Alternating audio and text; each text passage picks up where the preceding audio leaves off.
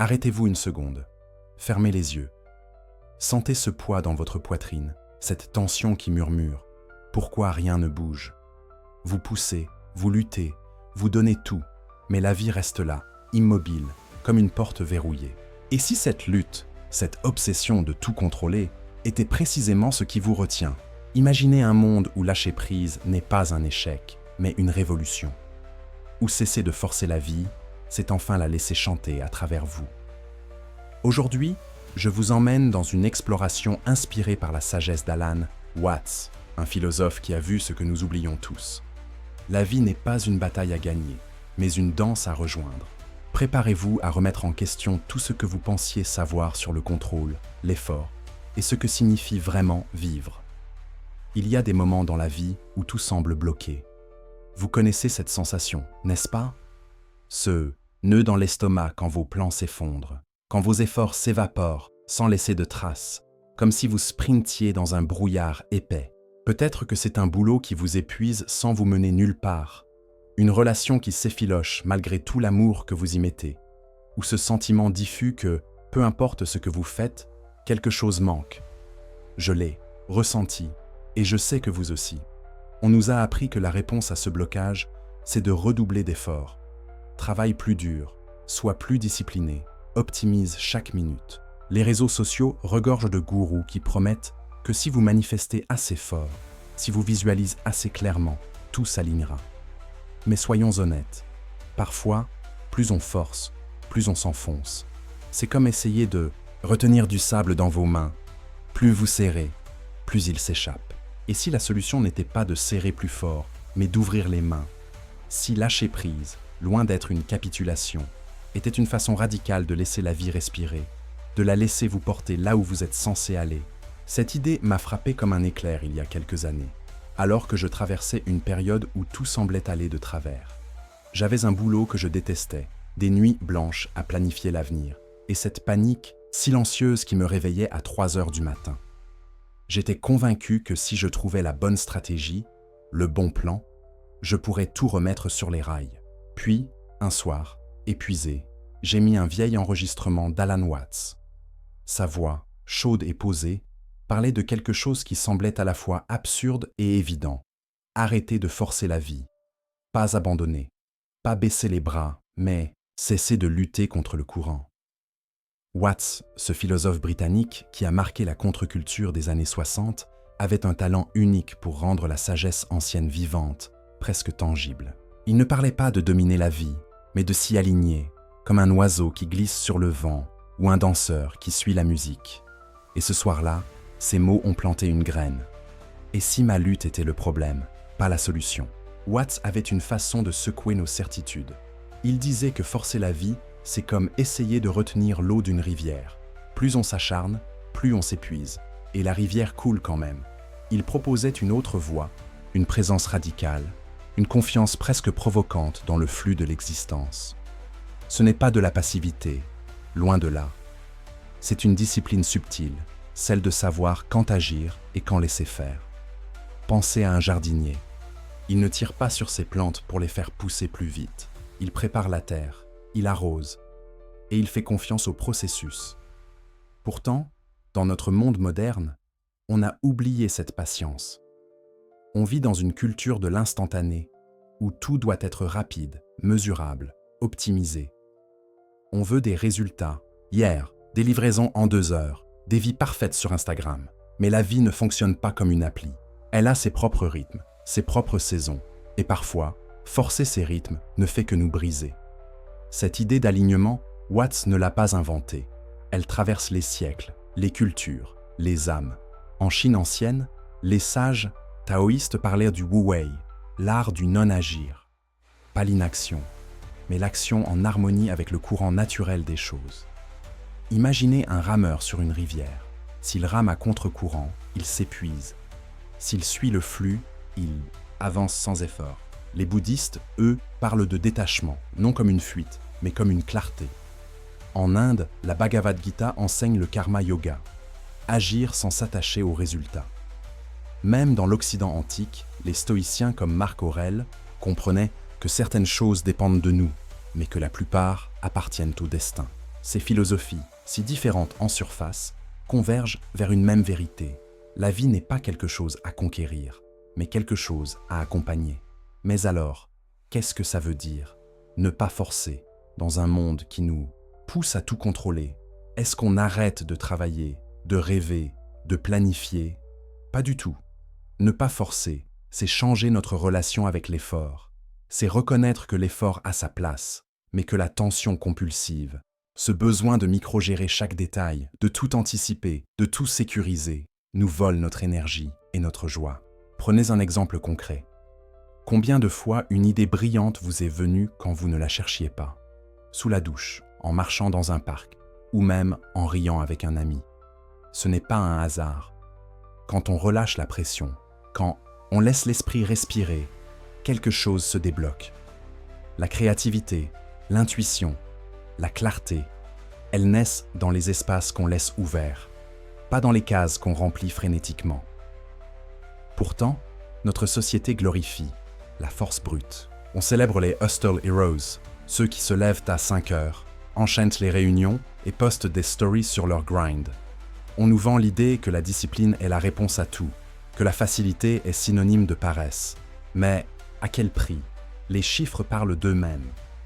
En 2025, l'Organisation mondiale de la santé estime que l'anxiété et la dépression touchent des centaines de millions de personnes.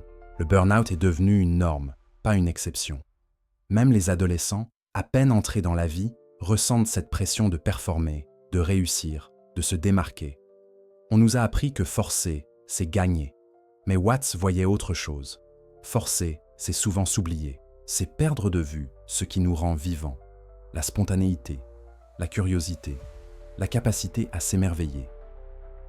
Ce paradoxe, Watts le comprenait parce qu'il observait l'Occident avec un regard éclairé par l'Orient. Il remarquait comment notre culture, marquée par la culpabilité judéo-chrétienne, le dualisme cartésien et l'urgence capitaliste, nous empêche de nous détendre dans le moment présent.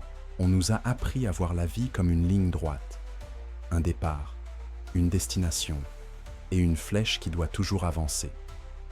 Mais dans les traditions orientales, la vie est un cercle, un cycle. Le temps n'est pas une ressource à dépenser, mais un flux à habiter. En Inde, les yogis parlent d'agir sans à zéro s'attacher aux résultats, comme le guerrier Arjuna dans la Bhagavad Gita qui combat sans s'accrocher à la victoire. Dans le bouddhisme zen, on apprend à être pleinement présent sans s'accrocher à ce qui vient ou à ce qui part. Même les mystiques soufis, comme Rumi, parlaient de se vider de soi, comme une flûte de roseau, pour laisser le souffle divin jouer sa mélodie. Ces traditions ne prônent pas l'inaction. Elles enseignent une discipline profonde, faire ce qui doit être fait, puis lâcher prise sur ce qu'on ne peut contrôler. Mais lâcher prise, c'est dur. Pourquoi? Parce qu'on a été conditionné à voir l'abandon comme un échec. Dès l'enfance, on nous récompense pour nos performances, pas pour notre joie. On nous apprend à planifier, à sécuriser, à prévoir. Dans un monde de compétition, s'arrêter pour respirer peut sembler risqué, presque irresponsable. Même la spiritualité moderne est devenue une course. On médite pour être plus productif. On pratique la gratitude pour attirer l'abondance. On visualise pour gagner. Tout est orienté vers un résultat.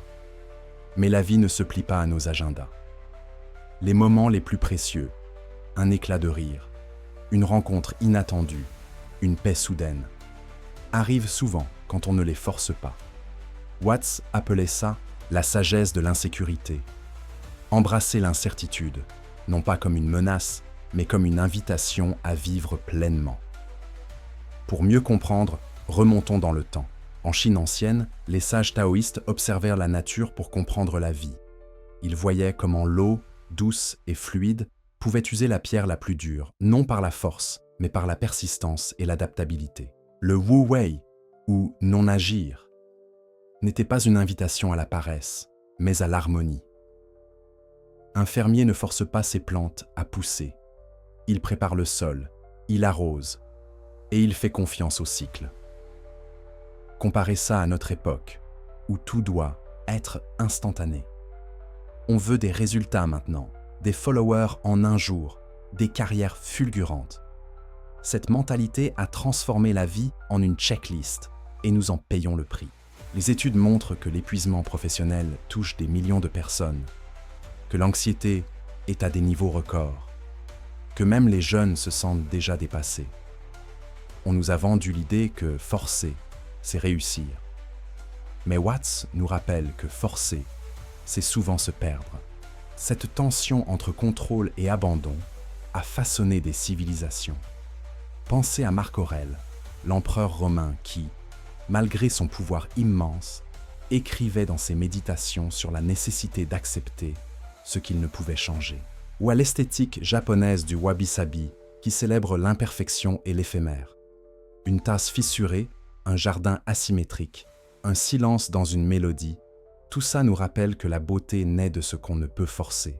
Même dans nos vies, on le sent. Ces moments où tout s'aligne sans effort. Une conversation qui guérit, une décision qui s'impose, un amour qui arrive sans crier gare. Ce ne sont pas des accidents.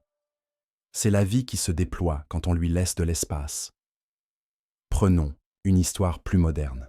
En 2016, l'écrivain Elizabeth Gilbert, connue pour Mange, Prie, Aime, a partagé une leçon qu'elle a apprise après des années de lutte pour répéter le succès de son best-seller. Elle racontait comment, en arrêtant d'essayer de forcer un nouveau chef-d'œuvre, elle a retrouvé sa créativité. Elle s'est mise à écrire pour le plaisir, sans attendre un résultat précis. Le résultat, non seulement elle a retrouvé sa joie d'écrire, mais ses nouveaux livres ont touché des millions de lecteurs. Ce n'était pas de la magie, c'était l'alignement. Quand on cesse de pousser contre le courant, la vie trouve son chemin. Alors, comment arrêter de forcer ? Ce n'est pas un interrupteur qu'on actionne, c'est une pratique, un chemin.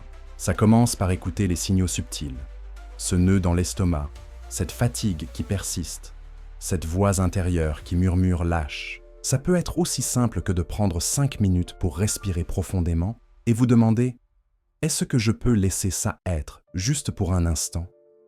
Ça veut dire accepter que certaines choses, une rupture, un échec, une attente, font partie du processus. Ça veut dire faire confiance, non pas à un résultat précis, mais à la vie elle-même.